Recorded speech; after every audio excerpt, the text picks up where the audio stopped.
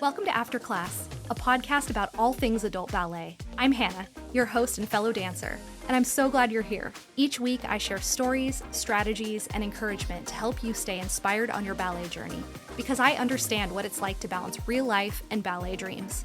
So grab your water bottle or a cup of coffee and join me for a chat after class.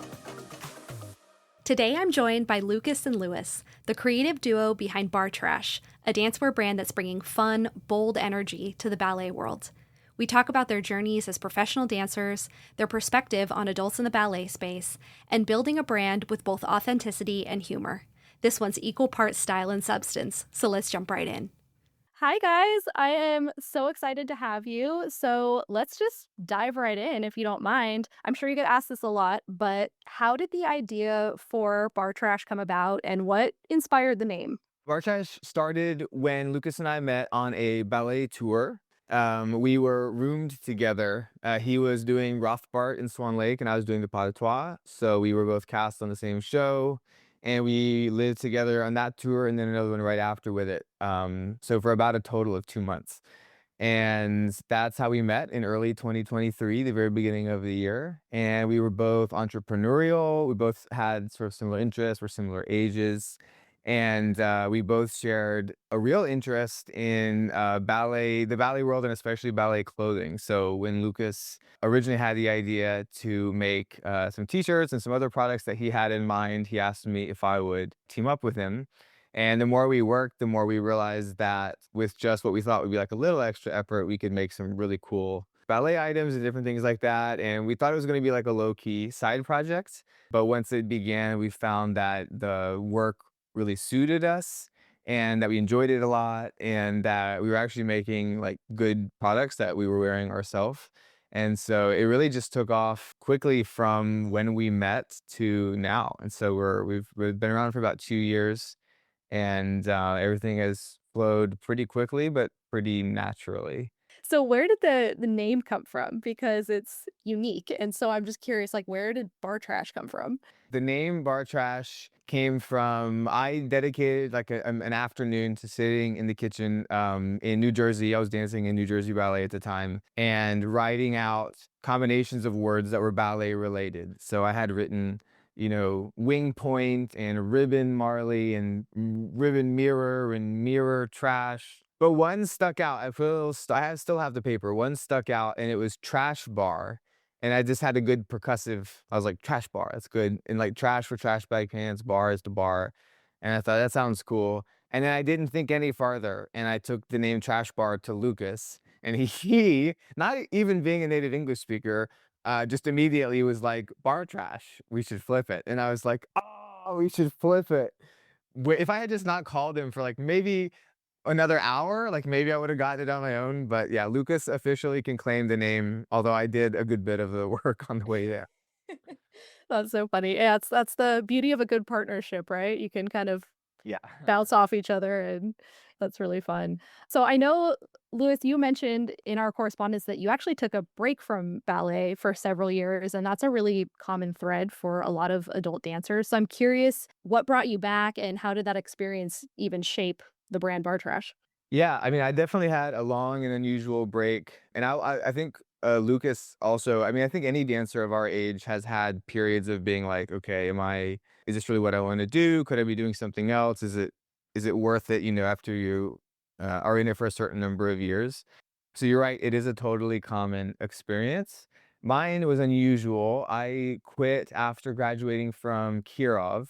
I had actually dropped out of high school to study ballet with a particular coach. Ended up going to Kirov the year after high school ended for me. So I was 19 and I just wasn't where I wanted to be. And like many 19-year-old dancers, I felt older than I really was. There's definitely this feeling, especially when I was coming up in earlier, maybe less so now, that like 19 is when you should be getting contracted into a company and quarter ballet, and then you're on the pipeline. And so I think I had this feeling at 19 of like, well, I didn't really make it, quote unquote. And so, and I was in some pain. I had a couple injuries, and I had gotten into Yale, which is was a big gift and a surprise, and a privilege. And so that big combination basically made me decide to go to college. and quit ballet entirely. So I quit, I went to college, I studied English, I went to work in music studios primarily afterwards, during college and after. So I was working for like assisting for like Lady Gaga and Mumford and Sons and the Hamilton cast, and working in like the New York City music studio scene. And then COVID hit, and it just reset everything. Everybody was out of work, sitting at home, and I think I was on unemployment. Like, a few things just combined to where I had a little bit of money, I wasn't really working, didn't have anywhere to go, and it had been 6 years since I had danced. And so I went and took a class and really liked it. And then I took another one, and then I think in the 3rd class, this teacher, Francois Perron in New York, who had danced in Paris Opera and some other big companies, talked to me afterwards, and he was like, "Hey, you're a mess. Like, you're well trained and the stuff is there, but then there's all these weird problems. Like, I can't tell what's up with you, but if you're trying to do this, this is your last shot." And because I said, You know, I'm a mess because I've been out for 6 years. I'm 25 years old." And he was like, "I think you could come back. It would be really difficult, but if you want to, you got to start now." And so that sentence from Francois was the catalyst. And I came back the next day and basically spent a year retraining myself alone, taking open adult classes with other adults. And then after about a year of that, I got my first contract back, and then I've been dancing professionally ever since. Wow. Yeah, that's definitely an unconventional track. That's super interesting. Lucas, what was kind of your trajectory for training and becoming a professional? So I started dancing when I was 16, almost turning 17. So I started very late. And I was a soccer player and I used to dance folk dances in Argentina. One day, my ex girlfriend told me, "Hey, I need help with this nutcracker situation. You need to come." I was like, "All right, I'll go. Let's do it." I did it. I liked it. I started trying, class after class. And then the feeling of improving, when you try something really hard and then you improve and then you find a new sensation, a new feeling. I fell for it so hard. It was so amazing. After that, 2 years, I got into the Argentine national. Then I went back to school because I got a scholarship at the Rock School, which, by the way, huge school, beautiful school, awesome atmosphere, super healthy, which nowadays in the ballet world, also here at Barre Trash, we try to recommend these places where the atmosphere is healthy. And then after that, I got a contract with Atlanta Ballet, 6 seasons there, went back to Argentina, and now I'm in Uruguay. That's more or less my career. So What was the role that you did in Nutcracker when you, like, before you started dancing and your girlfriend took you to the Nutcracker? What did you do in the show? I was a parent. I didn't need to jump or do anything crazy. But Yeah. I took a ballet class because I was dancing folk dances, which is like basically, if I had to point it out, it's some sort of tap. And I had the muscles because I was playing soccer and I had some sort of sense of, rhythm. And, the teacher saw me and she was like, "You can jump and you can kind of like listen to the music. You should, try this." And I was like, "You're absolutely insane. I can't do this. This is not for me. I want to be a soccer player." Nevertheless, I fell in love so hard for it because I don't know, there was something in there that, felt so attractive to me at the time. And 10 years later, still, I posted the other day a reel where it's crazy to think that as, ballet dancers, you wake up and you do the same kind of routine day after day, year after year.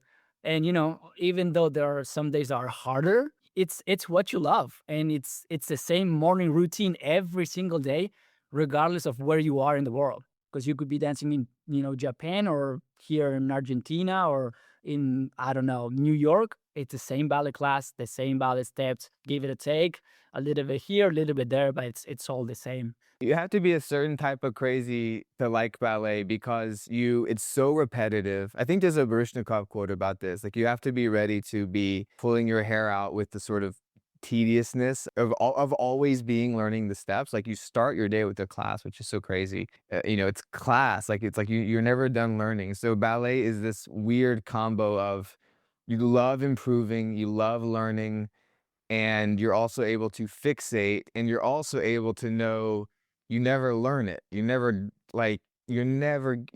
are just like, "I can do a double pirouette. Now what's the next step?" And the next step is not a triple pirouette. The next step is, a better double pirouette in some, minute improvement. And year after year, you look back 3 years at what then felt like the perfect double pirouette. And you're like, oh my God, but I could have done this. And it's just, you love learning and you have to be okay with the fact it's never going to end. And then you hit an age where the abilities that you're going to get become more and more limited. And so, but you still love doing it because you're finding your own way through it. So it takes a very specific type of total maniac Yeah. to do this, even as a hobby, let alone as a profession.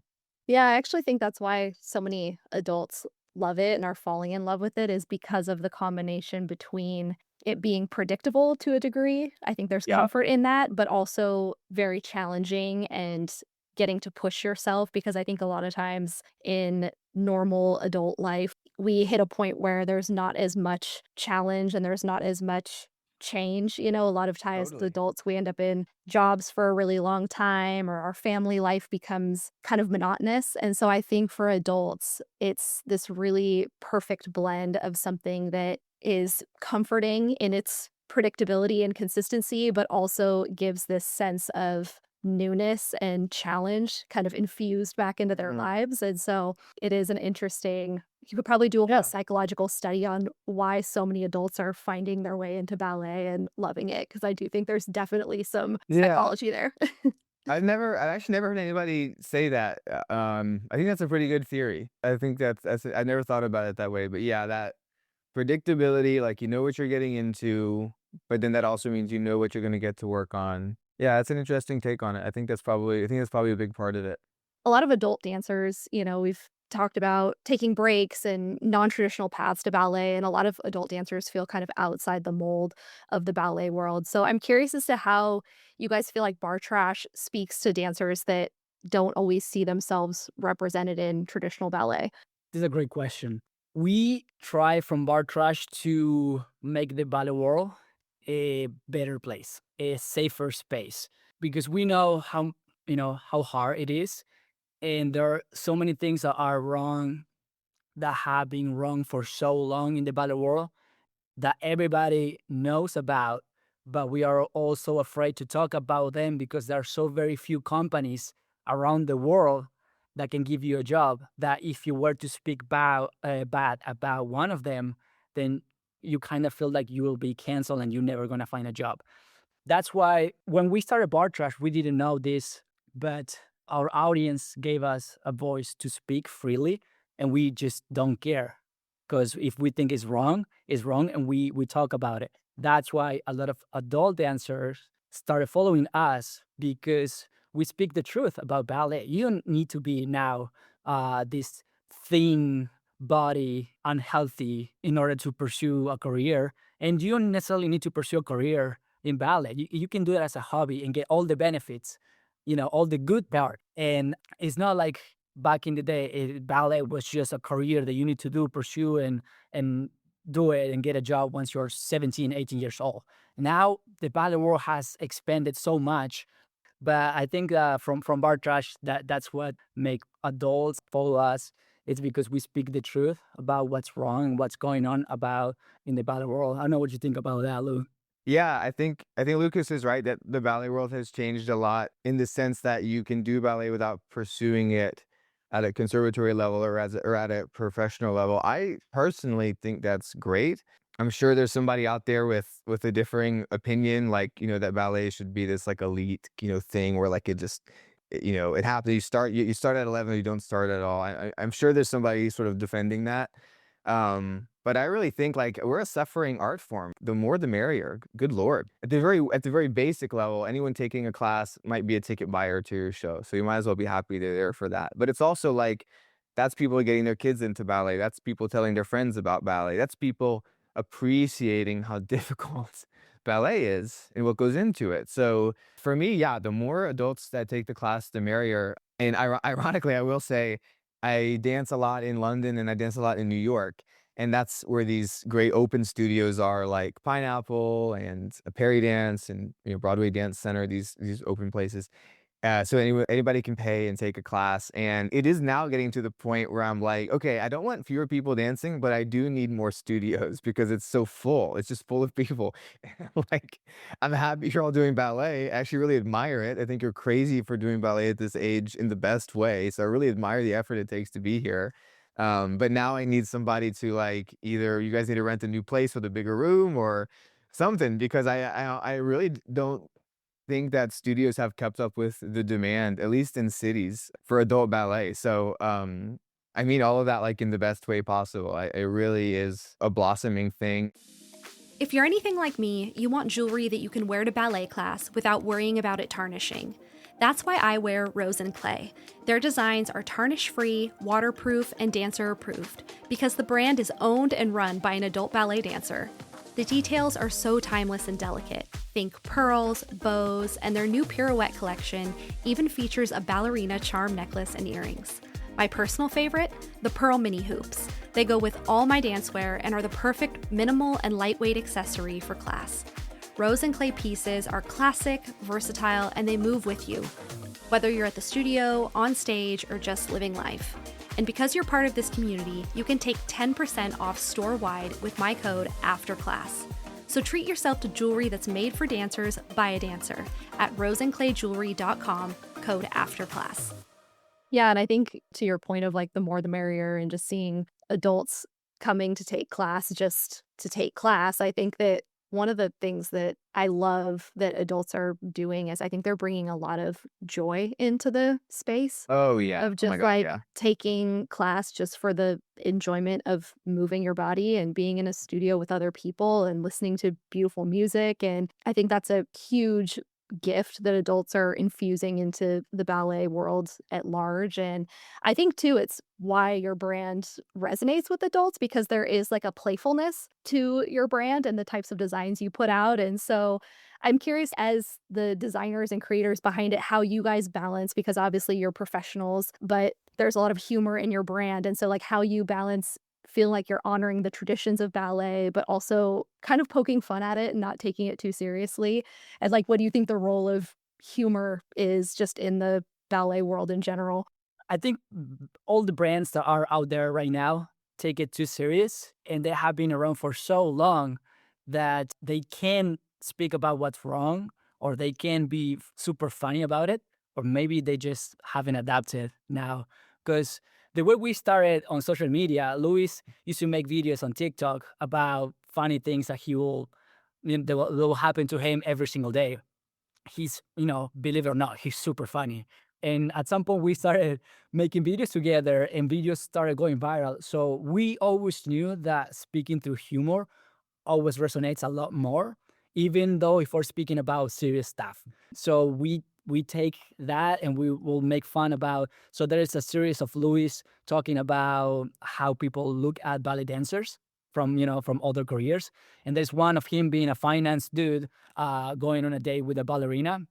And it's just like this guy, the stereotype, like chewing like salami and like drinking wine and talking, so like you're a ballerina, can you do a split? And it's super funny.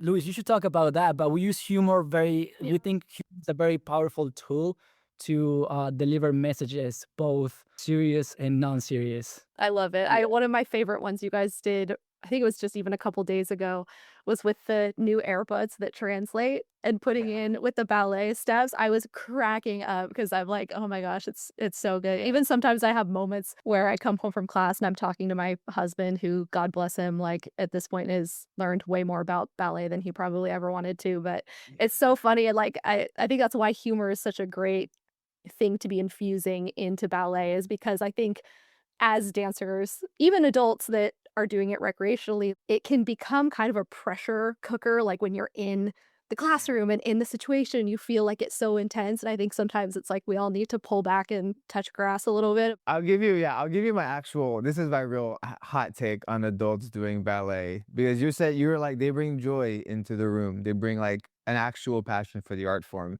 And I think the biggest problem with that is other ballet dancers, like the focused professional ones, are so incapable of accepting the joy. It's like they just can't take a compliment. That's a big one with ballet dancers. You say, that was really nice what you just did. try it, experiment with this. They will not say thank you. They just don't know how to say. They don't know how to say. They go, oh no, it could have been better. Oh, it's better last week. Oh yeah, but they never just go thank you for the compliment, and that drives me nuts. Now in my wizened old age of 29, and I think adults who take ballet classes notice that, and they also like to. They'll talk. They'll get to know you, make friends, and the 20-year-old like true bunhead types, men or women, are just really closed off because it's just such a pressure cooker of a career, and I don't fault them for that, I really don't. It's hard to be young, and it's hard to be in this high intensity career with you go to audition, you're a woman, there's 300 other people auditioning, there's one contract, so I get it. And I have some sympathy for the adult, like, more hobbyists who take class with us who I don't think get a lot of love back because it's just already so much, I think, especially for young people who are pursuing this professionally. It takes so much just to be there and put in the work that I think that they struggle to have any, like, graciousness. Yeah. What's been the most surprising thing about going from dancer to dancewear creator? Because those are obviously two very different roles, different skill sets, but I'm imagining there's probably some overlap and maybe some things that you've learned in each of those roles respectively that have helped inform each other.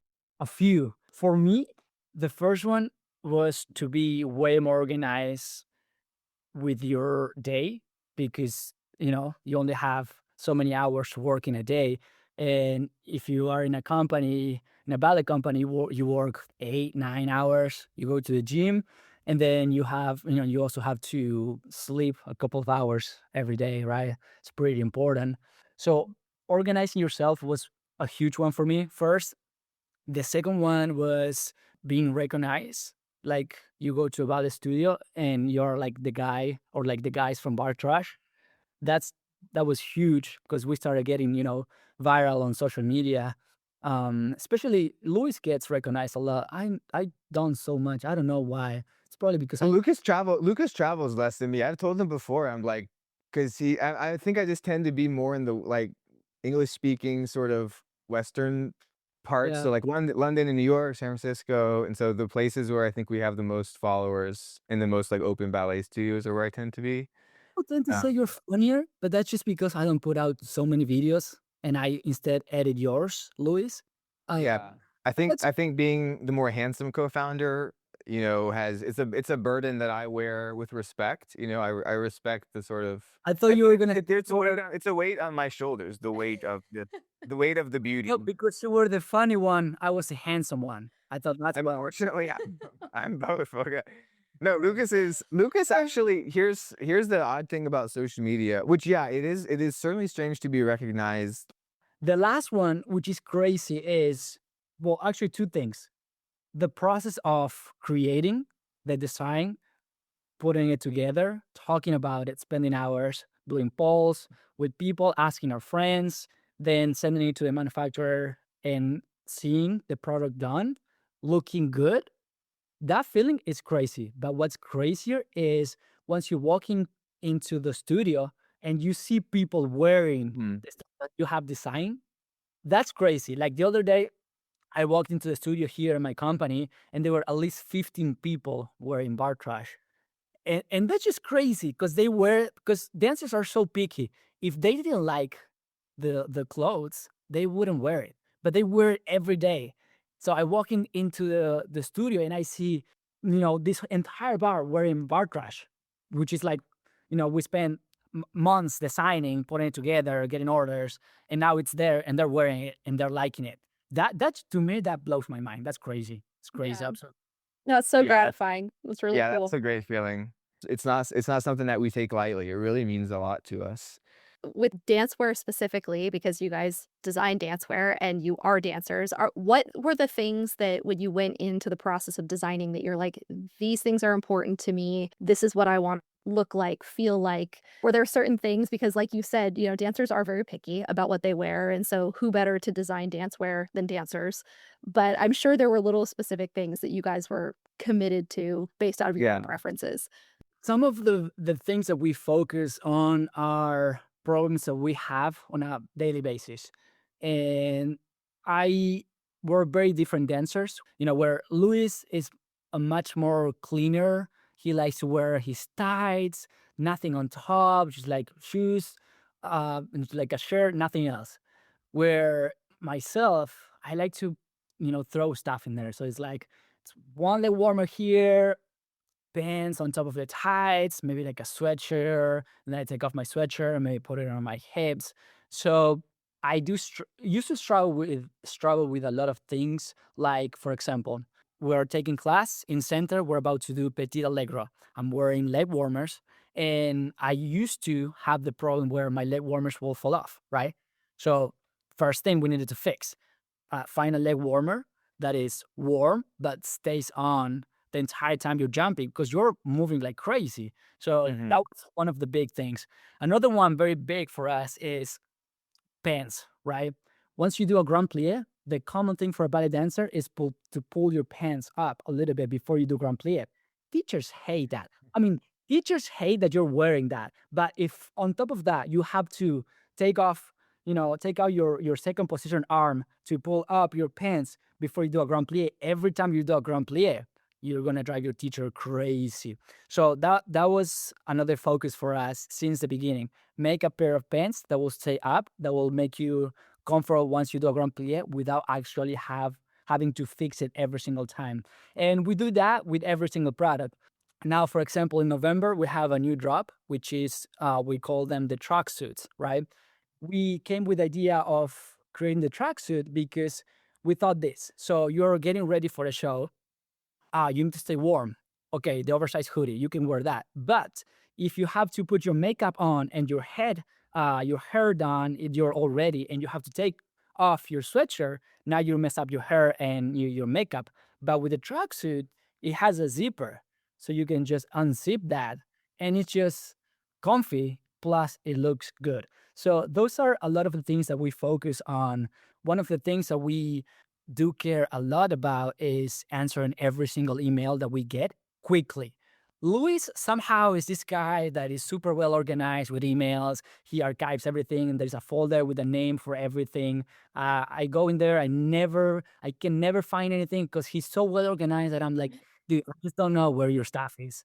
Um, we do get a lot of messages from adults, dancers, saying that thank you for designing this that we can wear, that is comfy, that is, no overpriced.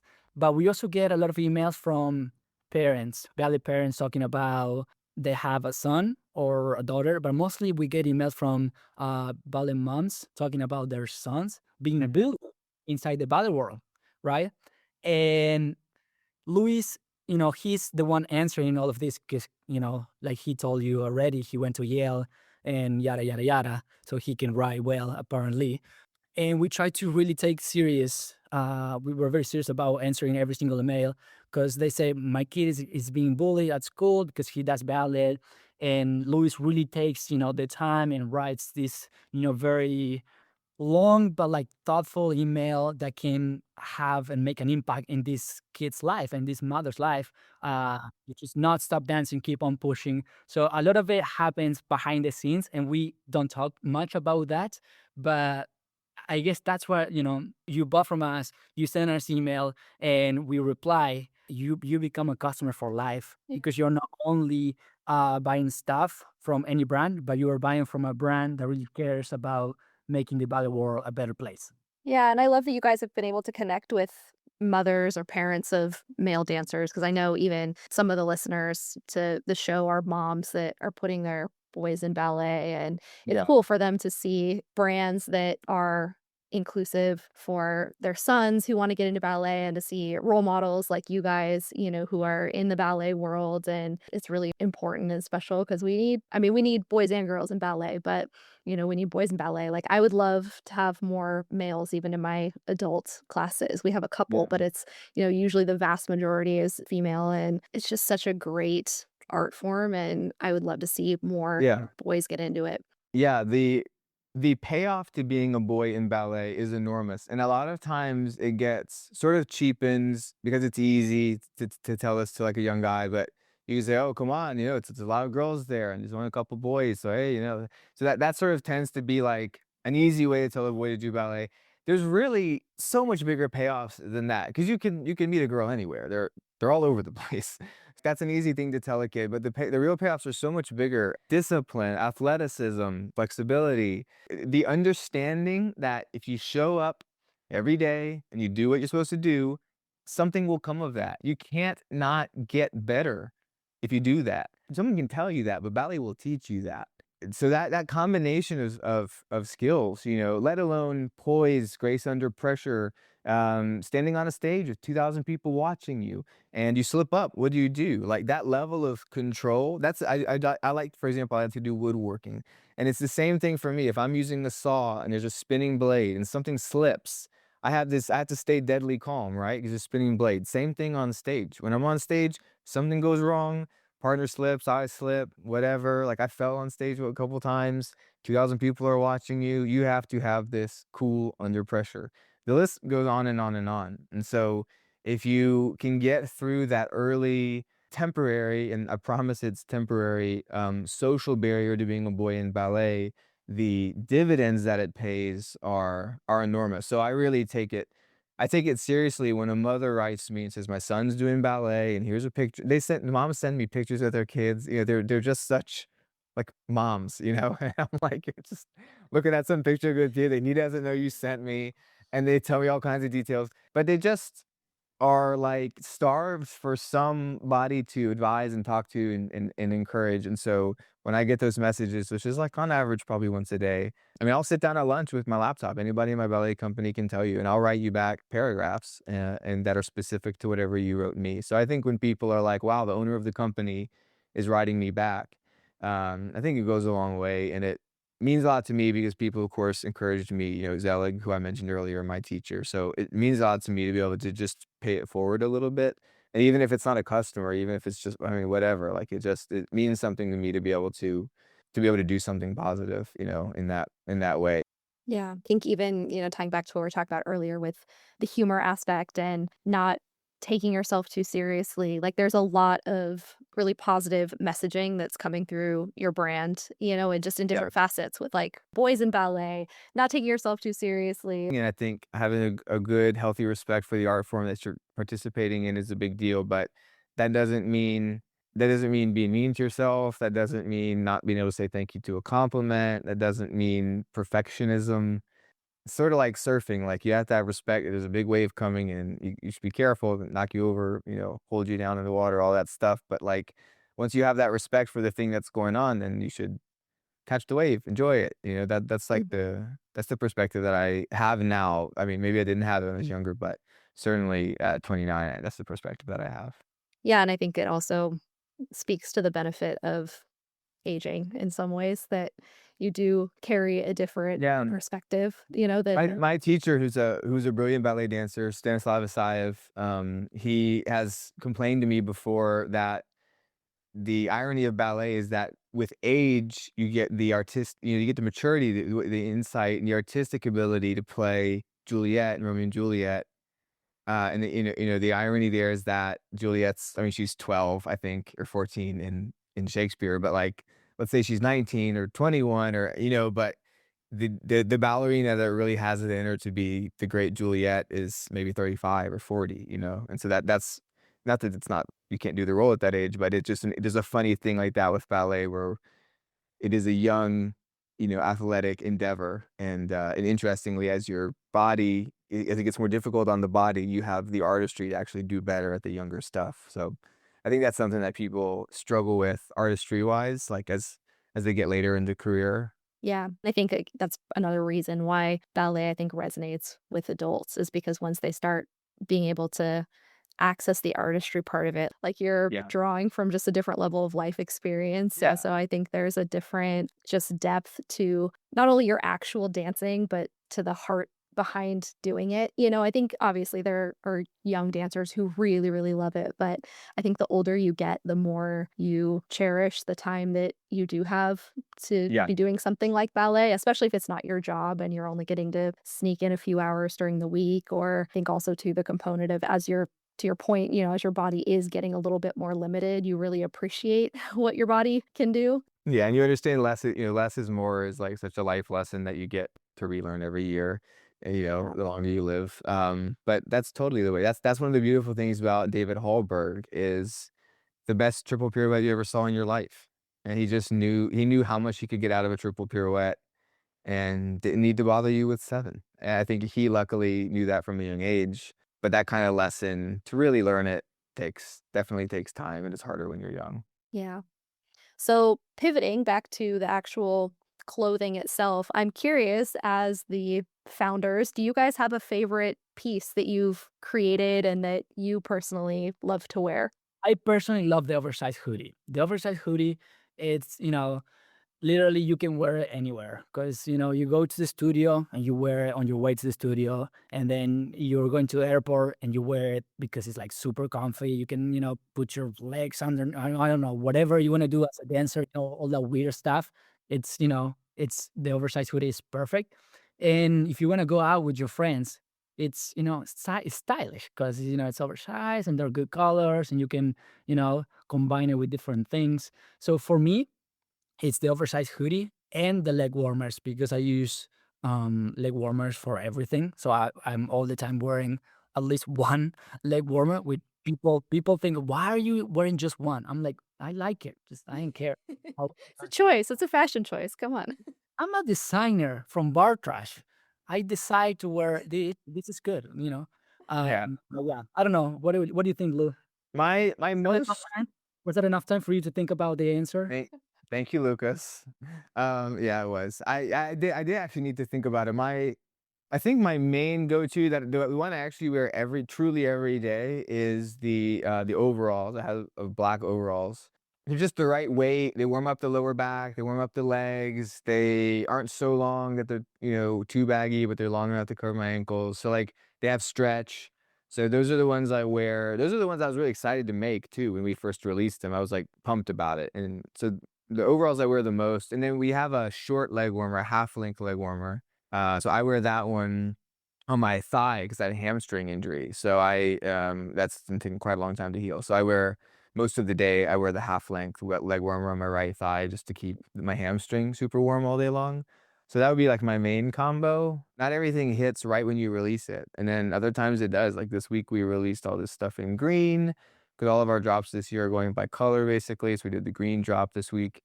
And like best week we ever had pretty much. I mean, just like a runaway success of a week in terms of sales. So I don't know. It's you never really know what moment you're gonna hit and which item it's gonna be and the perfect timing. I mean, are people gonna like green or brown better? Like these are things you really don't know until you try it.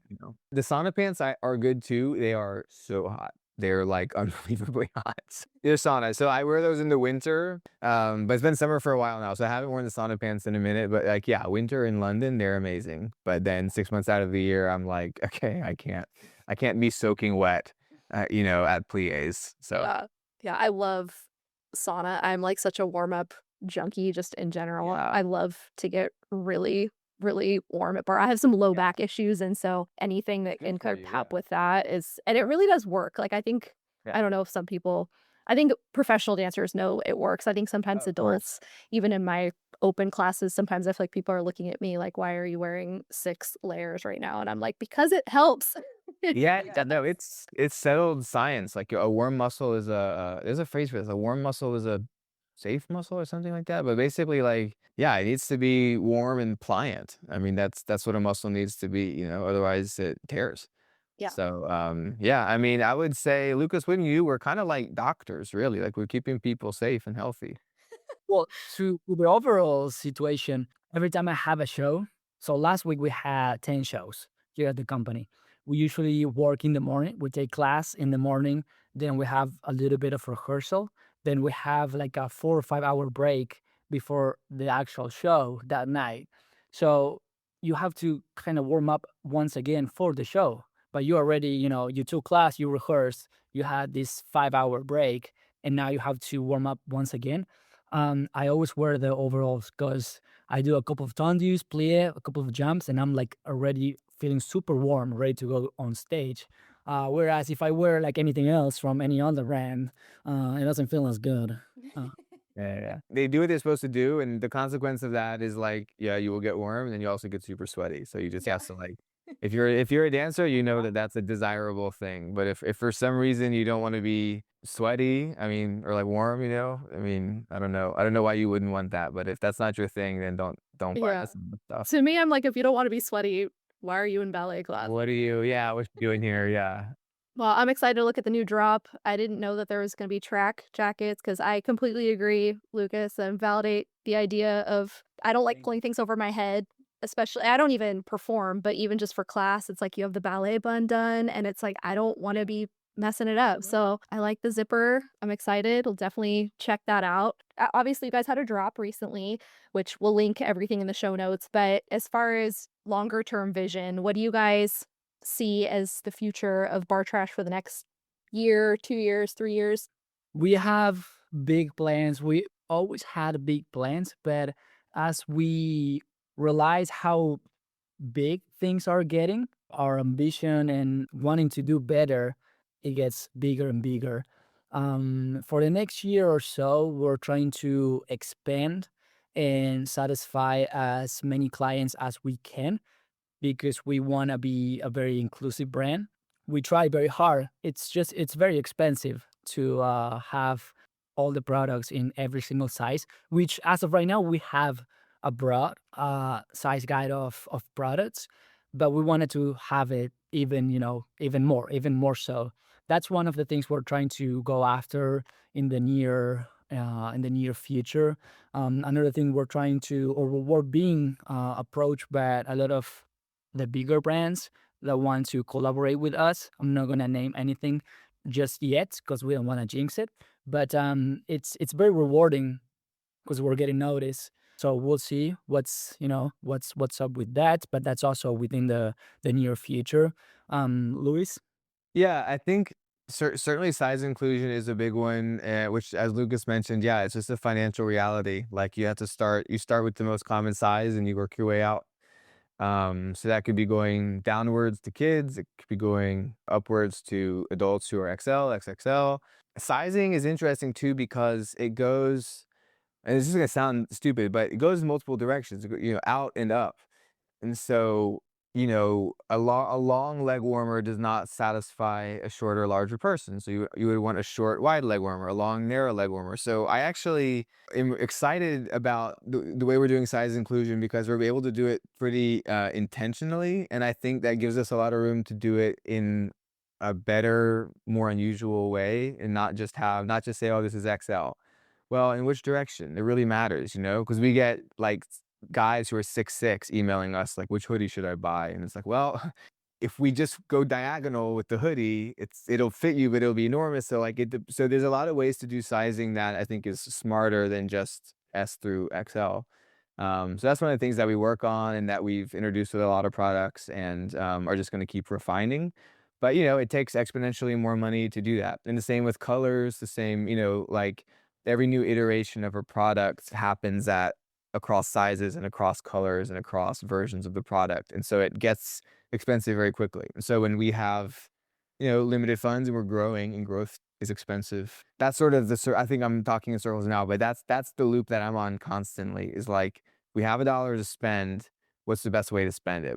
Should we do an advertisement? Should we lower shipping costs? Should we run a sale? Should we, that dollar can mean a lot of different things. It could be a new product, a new color of a product. And so the questions become much more complicated than you think on the front end. And I think that's something that I've been learning a lot about. Lucas has been learning a lot about. And then the big plan is certainly that other people other than ballet dancers would love these products. Small, very little changes to some of these would make them perfect for yoga, would make them perfect for Pilates, streetwear. I mean, so much of our stuff is is just streetwear, versions of streetwear. And so we could take these shapes and no, it's not going to be sauna material because no, you don't want to go down the street sweating like that. That is the one time you don't want to be sweating. So, but we could certainly take the shape because I think there's lots of people who appreciate the ballet dancers aesthetic, rehearsal aesthetic, especially, who want that ballet core look. And who would be better to do that than us? I mean, all these other brands ripping off ballet core with stupid little bows. It's offensive, actually. It's embarrassing for them. Do you You know, guys follow the models doing ballet of account? course. Models doing ballet. We love you. DM us. We love you. They're so good. They're so good. She's actually a teacher at a local studio to me, and I'm like, I Oh my need to go God. take her class just so I can be like, I love your account. I adore them. And yeah, I think who better to do the ballet core aesthetic than us? And we obviously know it way better than, come on, some of these, Fifth Avenue style places are doing. So getting the market to be athleisure is the boring word for it, but people who want to move and look good moving. I think we're perfectly poised for that. But that takes some skill and some risk and some money and some And stages that we're not at quite yet. something Luis did mention just now, which is both near and in the long run, we're trying to support the arts within ourselves. So we're donating a part of it to support the arts. Specifically this year, how we talk about it, Luis? About No, we sponsoring? haven't. No, we haven't told anybody yet. But yeah, we committed to giving away 1% of our gross revenue. So there's no tricks in that. It's not like a portion of the profits. Oh no, there's no profits. It's like no, a dollar from every $100 we sell will go to supporting young artists or whatever we sort of want to put it towards. And so this year and next year, as far as I can tell, we're going to use it to support up and coming choreographers, give them stipend, space to create work that they've need a chance to create and then give them some publicity behind it to give people a chance to see their work. So yeah, we have more details to follow, I suppose, but by the end of the year that we will have done our inaugural version of that. That's pretty exciting. And I think that's a really fitting way, at least for now, to put the money back into the community. I think it's really tangible, and I think also a little bit goes a long way. We're still a small brand, but if we can rent a studio for somebody and give them enough money so that they don't have to take any other jobs that week, they could just create a new piece of choreography. I think that goes a long way for them. I mean, this year will be the test, but that is something I'm really excited about, and just the right way to do things, I think. Yeah, I love that. I love hearing about giving back. I just think it's so important for the longevity of the art form, that Yeah. people keep creating and that we're supporting. I think within the adult ballet community, like you mentioned earlier, the great thing about being a grown up doing ballet is that you have a little bit more disposable income. And so Yeah. I think, that's something that adults really care about is keeping ballet alive and going and thriving and supporting the art form through attending shows and putting their kids in classes and supporting dancer owned brands. So yeah, I love to hear that. So wrapping up, any advice for adult dancers or encouragement? We've talked a lot about them and just how the brand connects with them. So do you guys have any personal advice or encouragement for adults who are coming into the ballet world? My easy advice, I'm gonna give you the time to think, Lucas. My easy advice is just keep showing up and being yourselves, because I really like the presence of the adult hobbyists. I think they're cool. I mean, hobbyists I hope that's not like a bad word for anybody, but not non-professional people. I think they are a great presence. I think they like ballet more than a lot of us professionals even do in a certain way. So I really appreciate that they just have a joy for being there. I think it's important, even if it doesn't look appreciated. I think they are economically important to the ballet world, culturally and socially important to the ballet world. So I really like that they're there. And if you're showing up to a ballet class and didn't do it as a kid, and even if you did, and you're now over 30, over 40, over 50. I mean, I know people over 80. If you're doing that, you are a ballet dancer. There's no, oh, I'm not really. Sometimes people tell us, oh, I'm not really a ballet dancer. No. If you are coming to class, doing your pliés, doing your tendues, you're a ballet dancer. This is the work, and it only gets harder as you age. So if you're showing up, like, oh my God, and putting a leotard on, like, oh my God, that's so, nobody realizes how difficult that is. Like, as I said earlier, you are crazy for doing this. And I think that's the best thing ever. Like, crazy is good. So I really have more admiration for them, I think, than I do for a kid doing ballet, because it is in some ways much, much more difficult, and in many ways just extremely admirable. So I really have enjoyed the adults I've met who do ballet. They make the open classes that I take a lot better. Oh, I love that. That's so fun to hear. It's always appreciated from because I think as adult, recreational dancers, Yeah. I think a lot of us still look at people like you guys in the professional world as like the real dancers.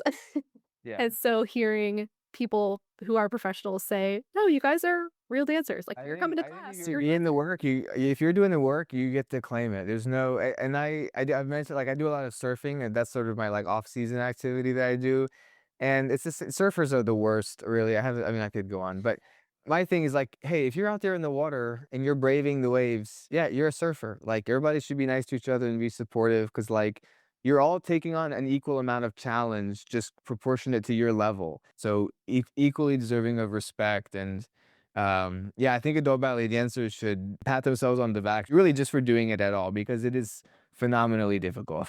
Yeah, and I think, like you said, if you're putting in the work that adult dancers are doing is real. The work that models doing ballet is doing is not real. So I think it's like we can all agree that there is a level of maybe please don't call yourself a dancer. But if you're an adult and you're coming to class and you're putting the work in the studio, yeah, you're a dancer. Like I fully Yeah, I don't know. I Yeah. fully believe in that. And I think it's I think with adults a lot of times it's more so in our own heads than it even is like projection from the outside, of feeling like, oh, am I worthy of that title? Or if I were to meet someone who was a professional, would they be like, you're not a real dancer? I mean, maybe you're not as flex. Like, there's some, sure, you can't kick your leg as high. Like, but that's just not that's not the metric. And so if you are a quote unquote real dancer, and that's how you're judging the adults, then you don't really understand what we're doing here. That would be that would be my opinion. Lucas, what do you think? No, I agree. I mean, if you're an adult dancer and you happen to show up to a class in a professional company and you take the entire class in the middle of a room, I promise you, no one will look at you or laugh at you or say something, what is she doing here? Because we respect the job. We respect you. We can see that you are there trying, and there's nothing more important right now than trying, pursuing, going after. So my advice will be to not give a F about anything. Just show up, do your thing, and just like you guys said, if you are showing up, putting the work, doing ballet, you're a dancer. And nobody from the dance world will ever say something to you or laugh at you because we see the effort, we respect that. We're And too busy being hard on ourselves to be hard on you. and go watch ballet, go support your local company. That's another one. There are many companies everywhere. Most of them don't sell out their shows. Some of the shows are empty. So if you can afford the ticket, or you can gift somebody a ticket to go and watch ballet for the first times in their lives, I promise you it's going to be worth it. You go before, you have a drinky, you get a coffee, make a whole situation out of it. I promise you it's going to be fun and different, and you most likely will want to come back to that. Yep, agree. I love it. So, what is the best way for listeners to follow you guys, stay connected to what you're doing? Give us all the links, all the info. I'll tell you what, I'll give you this, listener. Email hello@barretrash.com. One of the owners of the company will respond. We've never gotten an email that we haven't responded to. Our average time is under 1 hour. So, but that's a good claim to fame. The last thing I will ever do is let somebody have a robot pick up the phone on behalf of our company. I will donate my salary forever in some imaginary world where I actually have a salary from this. Because the customer service is near and dear to my heart. Just cannot stand how inhuman that has become. So I take a lot of pride in that. You can reach us at hello@barretrash.com. And on Instagram, Barre Trash, there is, I don't know, 1,000 funny videos in there that you can relate, that you can laugh, that you can share in your stories with your friends. Yeah. That's incredibly helpful to us. Spreading the word, it helps us massively. Yeah. Yeah, you guys have great social media content. So, for anyone listening who's not following currently on Instagram, definitely follow Barre Trash. You will get a lot of laughs, and it's a really fun space. I always appreciate accounts that are bringing some levity to life in general. There's enough hard, dramatic stuff happening in the world. So I'm like, I am really only on Instagram for, the funny content at this point. I'm like, I don't want to be inundated with news and drama. Like, give me the fun, funny ballet content, which people will find on your account for sure. So thank you guys so much for doing this and hanging out. It was really, really fun. We just wanted to say a huge thank you. This has been so much fun, and I hope we can do it again sometime soon. Yes, would love to have you back. Maybe we'll dive into some other fun niche topics about the ballet world on a future episode. That'd be really fun. I would love that. Thanks, guys. Thank you so much for listening. If you'd like to support the show, You can join the after-class Corps de Ballet for just $3 a month through the listener support feature. It really helps keep the podcast going, and as a member, you'll even get a special shout-out in future episodes. All the links mentioned in this episode, including the link to join the Corps, are included in the show notes. See you next week after class!